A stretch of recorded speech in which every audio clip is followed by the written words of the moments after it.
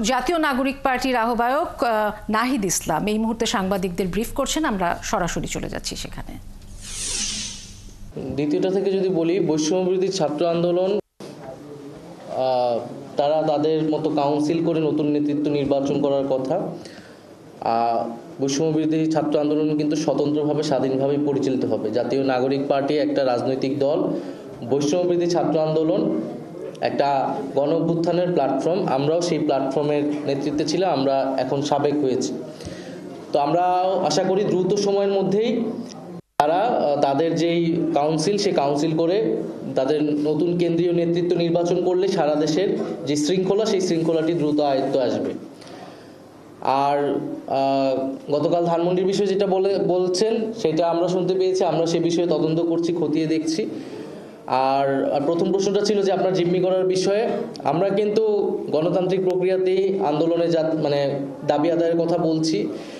এখন আপনি দেখবেন যে আওয়ামী লীগ নিষিদ্ধের যে বিষয়টি, সেইটি কিন্তু আসলে আমরা যখন একদম শেষ সীমায় ইলেকশন কমিশন পুনর্গঠনের দাবিটাও আমরা কিন্তু বলে আসছিলাম গল্প করে, কিন্তু আমরা যখন দেখলাম যে এই ইশরাক হোসেন মামলা নিয়েছে, এরকম না, বরং আমরা 5ই আগস্টের পর থেকে বিভিন্নভাবে আমরা বলে আসতেছিলাম। যখন আমরা সরকারের ভিতরে ছিলাম তখন আমরা বলেছি, যারা বাইরে ছিল তারা বলছে। ফলে ইলেকশন কমিশন পুনর্গঠনের দাবিটাও আমরা কিন্তু বলে আসছিলাম অল্প অল্প করে। কিন্তু আমরা যখন দেখলাম যে এই ইশরাক হোসেন মামলার যে বিষয়টা, একেবারে সরাসরি ইলেকশন কমিশন এই সংকটটা তৈরি করেছে। তারা এই মামলায় কোনো কন্টেস্টই করেনি এবং তারা আপিলও করেনি। ফলে এটা খুবই স্পষ্ট যে তারা একটা দলের পক্ষ নিচ্ছে, একটা প্রার্থীর পক্ষ নিচ্ছে এবং এই ধরনের সংকট যে সামনে তারা করবে না। এবং এই নির্বাচন কমিশনের উপরে জাতীয় নির্বাচন বা যে কোনো নির্বাচনের উপর আস্থা তো আমরা রাখতে পারছি না। ফলে আমরা গণতান্ত্রিকভাবে আমরা দাবি জানাচ্ছি, কালকে ইলেকশন কমিশনের সামনে যাব, আমরা তাদেরকে দাবি জানাবো। এরপরে আন্দোলনের পরিস্থিতি অনুযায়ী আমাদের দাবি দেওয়া যদি কর্ণপাত না করানো হয়, সেই অনুযায়ী আমরা আমাদের দাবি আন্দোলনের তীব্রতা বৃদ্ধি করব, কিন্তু সেটা আমরা গণতান্ত্রিক উপায় করব। বরং এখন যেটা হচ্ছে, একটা বৃহৎ রাজনৈতিক দল হিসেবে, প্রতিষ্ঠিত দল হিসেবে যেই ম্যাচুরিটি জনগণ তাদের কাছ থেকে আশা করে, তারা কিন্তু সেটা দেখাচ্ছে না। দর্শক, সমসাময়িক বেশ কিছু বিষয় নিয়ে সাংবাদিকদের প্রশ্নের উত্তর দিচ্ছিলেন জাতীয় নাগরিক পার্টি এনসিপির আহ্বায়ক নাহিদ ইসলাম। আপনারা সরাসরি দেখছিলেন। এ নিয়ে আরও বিস্তারিত থাকবে আমাদের পরবর্তী সংবাদ সংযোগে। দেশের আইন শৃঙ্খলা পরিস্থিতি স্থিতিশীল রাখতে আইন শৃঙ্খলা বাহিনীকে নির্দেশ দিয়েছেন প্রধান উপদেষ্টা ডক্টর মোহাম্মদ ইউনূস। পাশাপাশি বড় বড় বিভিন্ন ঘটনা সামাল দেওয়ার ক্ষেত্রে নিরাপত্তা বাহিনীগুলোর নেওয়া প্রচেষ্টার প্রশংসা করেন তিনি। মঙ্গলবার দেশের আইন শৃঙ্খলা পরিস্থিতি নিয়ে রাষ্ট্রীয় অতিথি ভবন যমুনায় উচ্চ পর্যায়ের বৈঠকে ডক্টর মোহাম্মদ ইউনূস এসব কথা বলেন বলে জানিয়েছেন প্রধান উপদেষ্টার প্রেস উইং। বৈঠকে দেশের আইন শৃঙ্খলা পরিস্থিতি পর্যালোচনা করা হয়। এ সময় জ্যেষ্ঠ নিরাপত্তা কর্মকর্তারা আইন শৃঙ্খলা পরিস্থিতি নিয়ে প্রতিবেদন উপস্থাপন করেন। উচ্চ পর্যায়ের এই বৈঠকে স্বরাষ্ট্র উপদেষ্টা লেফটেন্যান্ট জেনারেল অবসরপ্রাপ্ত জাহাঙ্গীর আলম চৌধুরী, পররাষ্ট্র উপদেষ্টা তৌহিদ হোসেন ও জাতীয় নিরাপত্তা উপদেষ্টা ডক্টর খলিলুর রহমান এবং সেনা, নৌ ও বিমান বাহিনীর প্রধানরা উপস্থিত ছিলেন।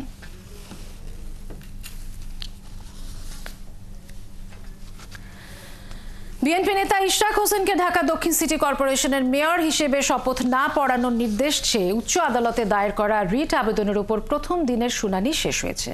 এ বিষয়ে পরবর্তী শুনানি ও আদেশের জন্য বুধবার দিন ঠিক করেছেন হাইকোর্ট। মঙ্গলবার হাইকোর্টের বিচারপতি মোহাম্মদ আকরাম হোসেন চৌধুরী ও বিচারপতি দেবাশিস রায় চৌধুরীর সমন্বয়ে গঠিত বেঞ্চে শুনানি অনুষ্ঠিত হয়।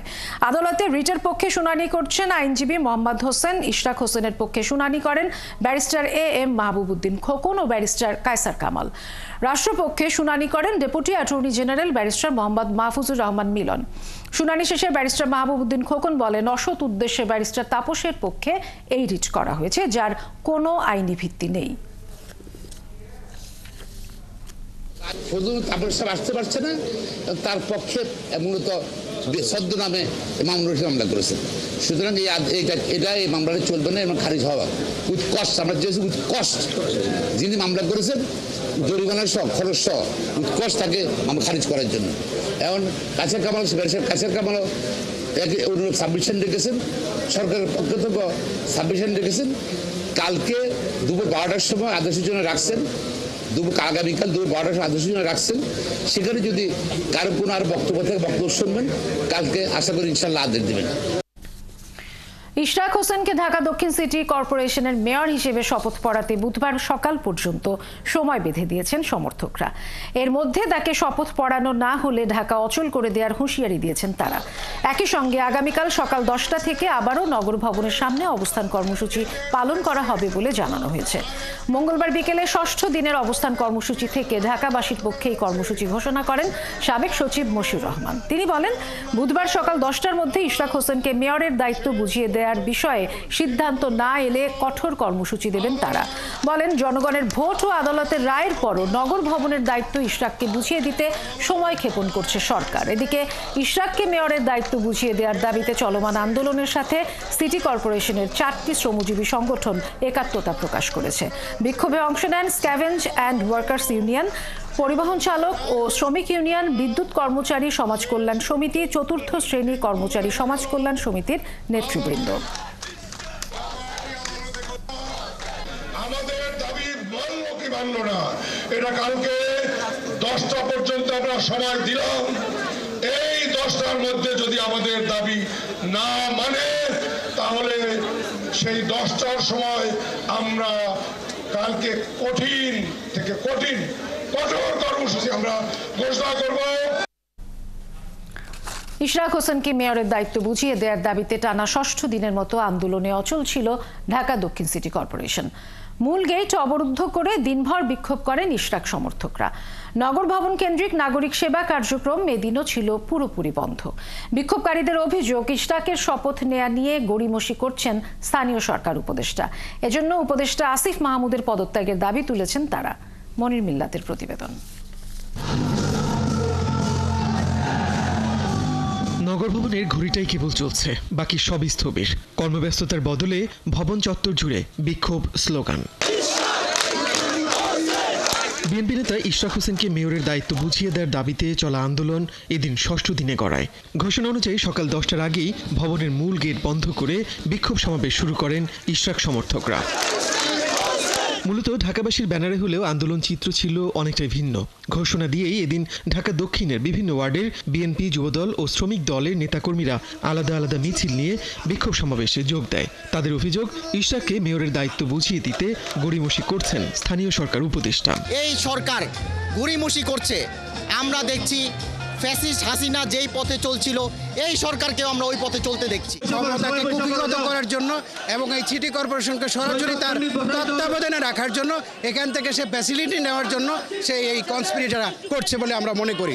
কখনো স্লোগান, কখনো প্রতিবাদী গান, কখনো বা জাদু প্রদর্শনী। বিকেল পর্যন্ত এভাবেই বিক্ষোভ অব্যাহত রাখেন ইশরাক সমর্থকরা। এদিকে নগর ভবনের নাগরিক সেবা কার্যক্রম মঙ্গলবারও পুরোপুরি বন্ধ ছিল। মূল গেট অবরুদ্ধ থাকায় কেউই ভেতরে ঢুকতে পারেননি। ভবনের সব গেট তালাবদ্ধ থাকায় দাপ্তরিক কাজ করতে পারেননি কর্মকর্তা কর্মচারীরা। আমরা যারা কর্মকর্তা আছি তারা অফিস করতে পারতেছি না এবং করার ইচ্ছাও আমাদের কেউ নাই। কেননা আমরা তো এই 5ই আগস্টের পরে একটা ভয়াবহ লুটতরাজ হয়ে গেছে আমাদের অফিসে, যেটা মানে ধারণার বাইরে। আপনারা খোঁজ নেন, দেখতে পারবেন আমাদের অফিসে এত ধরনের ফান্ড খালি করে ফেলেছে এই কর্মচারীরা। আমরা যদি সেটা যোগ্য মেয়র। তবে বিক্ষোভকারীদের এই মুখপাত্র দাবি করেছেন, নগর ভবনের সব সেবাই চলমান। আন্দোলনের কারণে কোনো কিছুই বন্ধ হয়নি। ঝাড়ু দেওয়ার কাজ চলছে, বাংলা সিটি কর্পোরেশন সব জায়গায় চলছে। এর পরের কাজ হলো রাস্তায় বাতি জ্বালানো। রাস্তায় বাতি কোথায় জ্বলছে না দেখেন। বার্থ সার্টিফিকেট দেওয়া হয়েছে, নাগরিক সনদ দেওয়া হয়েছে, ডেথ সার্টিফিকেট দেওয়া হয়েছে। এগুলো হলো জরুরি নাগরিক সেবা, অর্থাৎ জরুরি সমস্ত নাগরিক সেবা চলমান রেখে ঢাকাবাসী আন্দোলন করছে। আন্দোলনের কারণে গুলিস্তান গোলাপশাহ মাজার থেকে ফুলবাড়িয়া মোড় পর্যন্ত সড়কটি দিনভর বন্ধ ছিল।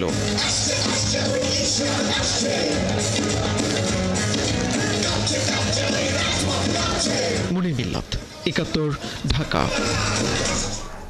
আন্দোলনের মুখে গাজীপুরে টিএনজেড গ্রুপের ফ্যাক্টরি সম্পত্তি বিক্রি করে শ্রমিকদের 3 মাসের বকেয়া বেতন পরিশোধের সিদ্ধান্ত নিয়েছে অন্তর্বর্তী সরকার। মঙ্গলবার প্রধান উপদেষ্টার বাসভবনের দিকে লং মার্চ টু যমুনা কর্মসূচি পালন করেন শ্রমিকরা। দুপুরে এই কর্মসূচি পালন করার সময় কাকরাইল মসজিদের সামনে পুলিশের বাধার মুখে পড়েন তারা। এরপর রাত পর্যন্ত অবস্থান নেয় সেখানেই। ঈদ উল ফিতরের আগে শ্রমিকদের আন্দোলনের মুখে বেতন বোনাস পরিশোধের কথা থাকলেও এখন পর্যন্ত শ্রমিকরা তা বুঝে পাননি। এর আগে 3 বার সরকারের প্রতিনিধির সঙ্গে বৈঠক করেও লাভ হয়নি বলে জানান শ্রমিকরা।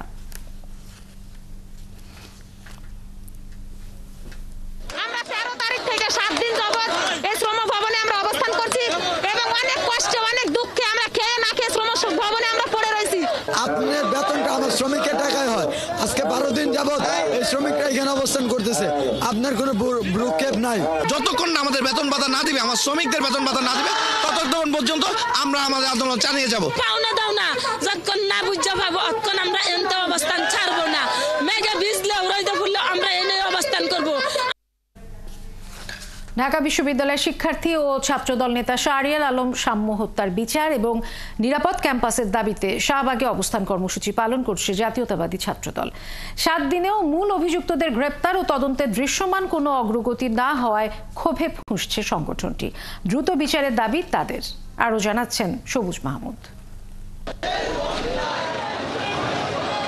শাহরিয়ার আলম সাম্য হত্যার 7 দিন পার হলেও ঘটনার মূল আসামিদের আইনের আওতায় আনতে পারেনি প্রশাসন, এমন অভিযোগে উত্তাল শাহবাগ। বিচারের দাবিতে মঙ্গলবার বিকেলে অবস্থান নেয় ছাত্রদল। মূল আসামি যে আমার ভাইকে ছুরিকাঘাত করেছে তারা এখনো অনুপস্থিত, তাদের এখনো গ্রেফতার করা যায় নাই।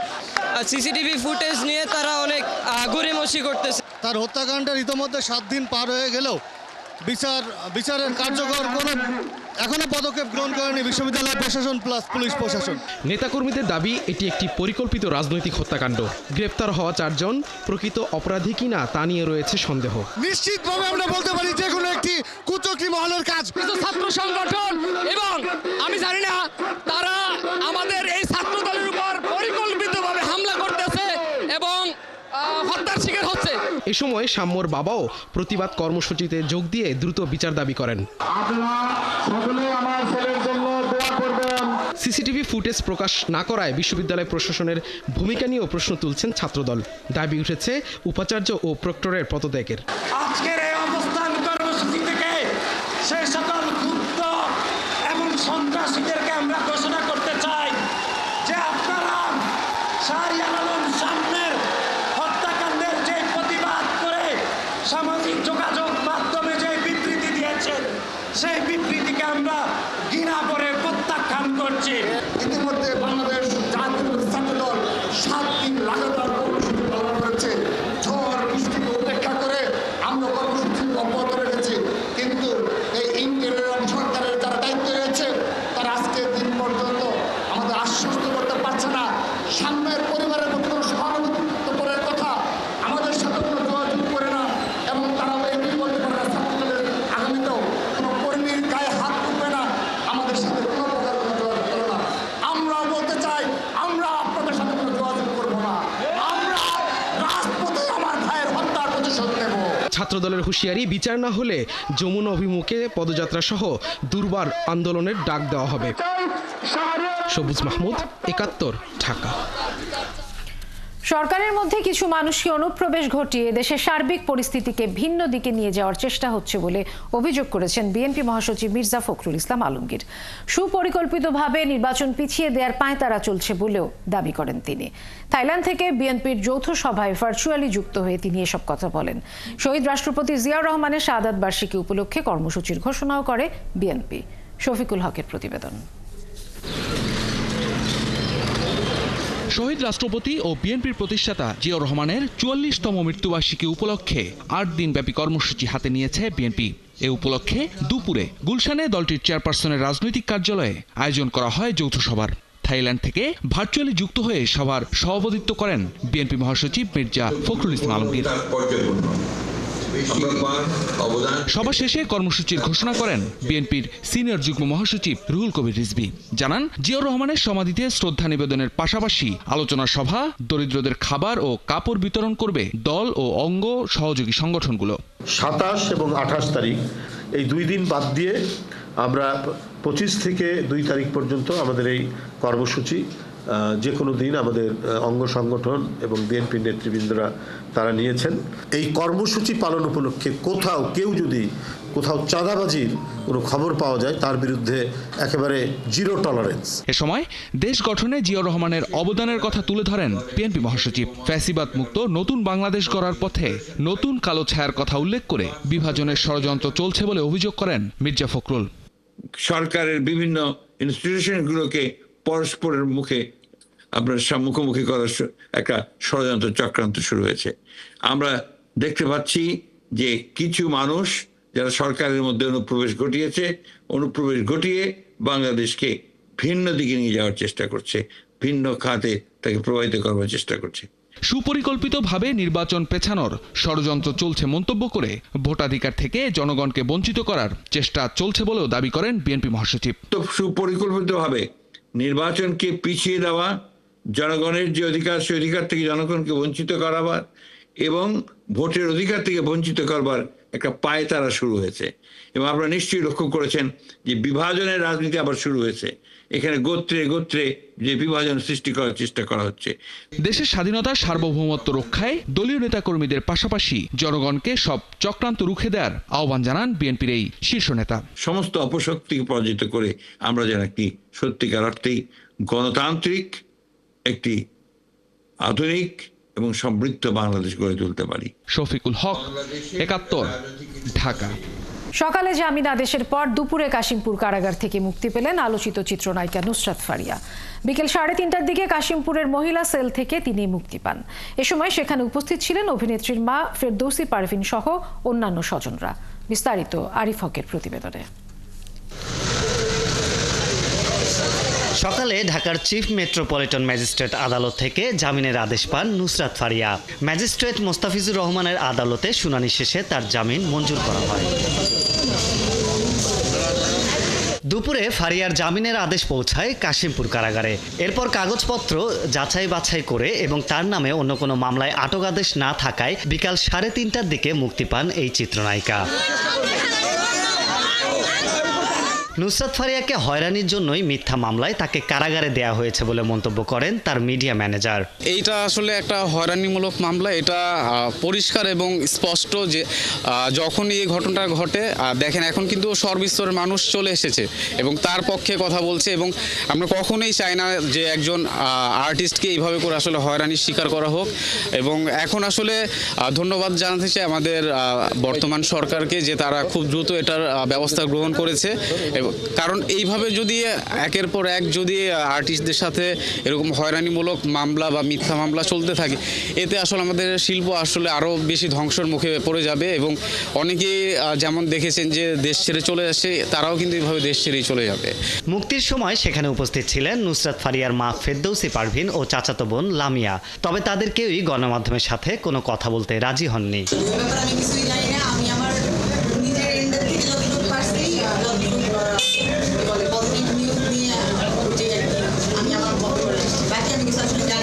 জুলাই গণ অভ্যুত্থানের সময় শিক্ষার্থী এনামুল হককে হত্যা চেষ্টার মামলায় রবিবার নুসরাত ফারিয়াকে গ্রেফতার করা হয়। পরে বৈষম্য বিরোধী আন্দোলনের সময় তিনি কানাডায় থাকার তথ্য পাওয়ায় তাকে জামিনে মুক্তির আদেশ দেওয়া হয়। আরিফ হক, ৭১, গাজীপুর। দেশে চালু হলো স্যাটেলাইট ভিত্তিক উচ্চ গতির ইন্টারনেট সেবাদাতা প্রতিষ্ঠান স্টারলিংকের কার্যক্রম। এই সেবা শুরুর কথা জানিয়ে প্রধান উপদেষ্টার বিশেষ সহকারী ফয়েজ আহমেদ তৈয়ব বলেছেন, স্টারলিংক লোকাল গেটওয়ের ব্যবহারের বাধ্যতামূলক করার পাশাপাশি ডিভাইসের জন্য অনাপত্তিপত্র নিতে হবে। স্টারলিংকের মাধ্যমে দেশের সার্বভৌমত্ব ক্ষতিগ্রস্ত হবে না বলেও আশ্বস্ত করেছেন তিনি। আরও জানাচ্ছেন মোহন ইসলাম। জুলাই আগস্ট গণ অভ্যুত্থানের সময় তৎকালীন আওয়ামী লীগ সরকার ইন্টারনেট শাটডাউন করে সারা দেশে গণহত্যা চালিয়েছিল। অন্তর্বর্তী সরকার দায়িত্ব নেওয়ার পর থেকেই ইন্টারনেট সেবাকে মানবাধিকার হিসাবে দেখছে এবং ইন্টারনেট ব্যবস্থা উন্নত করার লক্ষ্যে ইলন মাস্কের স্যাটেলাইট ভিত্তিক ইন্টারনেট সেবাদাতা প্রতিষ্ঠান স্টারলিংককে দেশে আনতে কাজ শুরু করে। ফেব্রুয়ারিতে আলোচনা শুরুর পর মঙ্গলবার থেকে বাংলাদেশে শুরু হয়েছে স্টারলিংকের কার্যক্রম।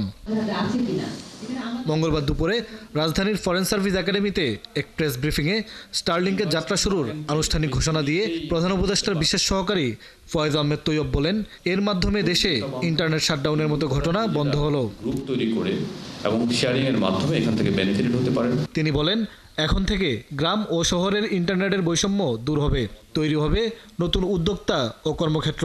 শুধু উদ্যোক্তাই তৈরি হবে না, বরং কো-ওয়ার্কিং ফ্যাসিলিটি তৈরি হবে। ধরুন একটি গ্রামে কিংবা একটি মফস্বল শহরে যদি কয়েকজন ফ্রিল্যান্সার থাকেন, তাহলে তারা মিলে একটা ফর্মাল একটা ইনফর্মাল অফিস ওয়ার্ক তৈরি করতে পারবেন, সেই অফিসে তারা এই স্টারলিংকটা দিয়ে তারা এটা শেয়ারভাবে সবাই ব্যবহার করতে পারবেন। স্টারলিংকের মাধ্যমে দেশের সার্বভৌমত্বের ক্ষতি হবে না জানিয়ে ফয়েজ আহমেদ বলেন, 2 উপায়ে স্টারলিংকে নজরদারিতে রাখবে সরকার। এর মাধ্যমে জাতীয় স্বার্থ বিঘ্নিত হবে না, এটার জন্য 2টো প্রোটেকশন আমরা রেখেছি। একটা প্রোটেকশন হচ্ছে স্টারলিংককে লোকাল গেটওয়ে ব্যবহার করতে হবে, অর্থাৎ তাদেরকে ground station, satellite ground station তৈরি করতে হবে এবং সেই গ্রাউন্ড স্টেশনের মাধ্যমে গেটওয়ের মাধ্যমে ইন্টারনেটে যাবে, যাতে আনঅথরাইজড ডিভাইস বাংলাদেশের সীমানায় না ঢুকে, বিশেষ করে সীমান্ত অঞ্চল সহ বিভিন্ন এলাকায়। সেজন্য আমরা বলেছি ডিভাইসগুলোর জন্য এনওসি নিতে হবে। শুরুতে স্টারলিংক 2টি প্যাকেজ দিয়ে যাত্রা শুরু করেছে, একটি 6,000 আরেকটি 4,200 টাকা। আর সংযোগ নিতে এককালীন খরচ 47,000 টাকা। আর স্টারলিংকের থেকে ডিভাইস প্রতি $1 করে ভ্যাট নেবে সরকার। মোহন ইসলাম, 71, ঢাকা। এনবিআর প্রতিনিধিদের সাথে ফলপ্রসূ আলোচনা হয়েছে বলে জানালেন অর্থ উপদেষ্টা ডক্টর সালেউদ্দিন আহমেদ। কর্মকর্তাদের আন্দোলন থেকে সরে আসার আহ্বান জানিয়ে তিনি বলেন, দ্রুত সময়ের মধ্যে অধ্যাদেশ বাস্তবায়ন করা হবে। এদিকে সকালে ক্রয় সংক্রান্ত উপদেষ্টা পরিষদের বৈঠক শেষে উপদেষ্টা বলেন, নতুন অর্থবছরে সরকারি চাকরিজীবীদের মহার্ঘ ভাতা দেওয়ার বিষয়ে সরকার আন্তরিক। শারমিনীরা রিপোর্ট। এনবিআর বিলুপ্তি করে প্রতিষ্ঠানটির কার্যক্রমকে 2 বিভাগের অধীনে পরিচালিত করার বিধান করে গেল সপ্তাহে একটি অধ্যাদেশ জারি করে সরকার। এরপর থেকেই ট্যাক্স ও কাস্টমস ক্যাডারের একটি বড় অংশ এর প্রতিবাদে কলম বিরতি কর্মসূচি পালন করে আসছে। তাদের অভিযোগ, 2 ক্যাডারের স্বার্থ সংশ্লিষ্ট অনেক বিষয় উপেক্ষিত রেখেই অধ্যাদেশ জারি করা হয়েছে। মঙ্গলবার সচিবালয়ে 2 ক্যাডারের প্রতিনিধিদের সাথে বৈঠকে বসেন অর্থ উপদেষ্টা। বৈঠকের পর অর্থ উপদেষ্টা জানান, আলোচনা ফলপ্রসূ হয়েছে। দ্রুত সময়ের মধ্যেই অধ্যাদেশটি বাস্তবায়ন করা হবে। আন্দোলন থেকে তাদের সরে আসারও আহ্বান জানান তিনি। দেশের স্বার্থে, দেশের স্বার্থে, দেশের ব্যবসায়ীর স্বার্থে আমরা যেটা অনুমোদন করেছি সেটা রাখবো, কিন্তু ওদের জিনিসগুলো কিছুগুলো বিধি হোক বা যেভাবে হোক ওটা আমরা অ্যাড্রেস করতে চেষ্টা করি। আমরা বলছি আন্দোলন থেকে সরে আসেন। তারা কি বলুক না বলুক আমার আসে যায় না। এর আগে সকালে ক্রয় সংক্রান্ত উপদেষ্টা পরিষদের বৈঠক শেষে সাংবাদিকদের প্রশ্ন ছিল সরকারি চাকরিজীবীদের মহার্ঘ ভাতা নিয়ে। মহার্ঘ ভাতা নিয়ে যদি একটু বলেন। না, আমি এটা নিয়ে আমি কনসিডার করছি, এটা কমিটিকে দায়িত্ব দিয়েছি আমি, ওরা ওয়ার্কআউট করলে আমার কাছে দেবে। হচ্ছে কি স্যার, হচ্ছে কি হওয়ার চান্স মোটামুটি, কিন্তু হয়তো একটু সময় লাগবে। এদিন বৈঠকে 586 কোটি টাকা ব্যয়ে 1 কার্গো এলএনজি কেনার বিষয়ে অনুমোদন দেওয়া হয়। শারমিন নীরা, 71, ঢাকা।